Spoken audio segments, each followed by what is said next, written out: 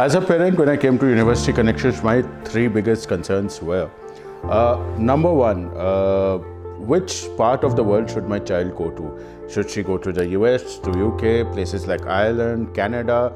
I mean, this was a whole new territory for us. Some said Australia, some said other places, but that was that. Number two is that what kind of a course suitability would suit her? Would she find her mojo in the thing she wanted to do? Would she be happy doing it? Or would she not feel happy doing whatever she opted for? And number three, of course, was finances, because some places expensive, some are cheaper. We needed to be on a financial roadmap to know what is going to happen in the future.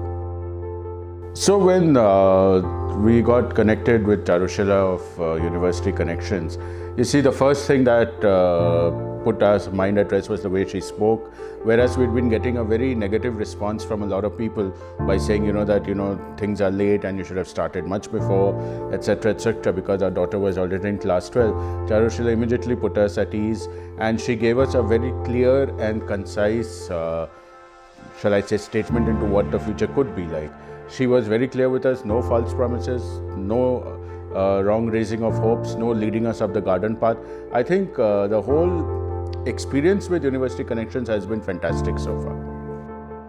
The role the mentor played in the journey was amazing, because while every parent does tend to think that their children are talented, you do need someone who will show them the right way, whether it is writing an essay, whether it is putting your documents together. This is where a mentor's role is extremely important, because if the mentor cannot give a child a guidance, then that person's, shall we say, future could be at stake. So the mentorship at University Connections with Charushila was amazing, and I think it's only because of that mentorship and guidance that our child made it to such a prestigious university. So this is what university's ratio made it to is a very interesting question, because you can apply only to some 10 colleges at a time, and Charushila helped us apply to those 10 colleges. Very interestingly, she got through all 5 Canadian colleges. She got through to the University of Upper Irvine, Illinois, Chicago. She got through to 2-3 other places. But what was very interesting was that her ultimate placement was UC Berkeley, the University of California, Berkeley, and that was her dream college. She also got shortlisted for a couple of other prestigious colleges, but they came much later. But I was very happy to see that she got into University of California, Berkeley, because that was a dream college, and I think it was a fantastic experience. How early college planning should start is a very interesting question again, because you see, while we did everything in the final year, I do feel, looking back, and wisdom is always better when you look back. Maybe you should start planning at least 2 or 3 years in advance. You get yourself groomed, you do your SAT tests, you do a lot of other things. We were incredibly lucky because Resham is a talented and a multifaceted child, and of course she has done a lot of stuff.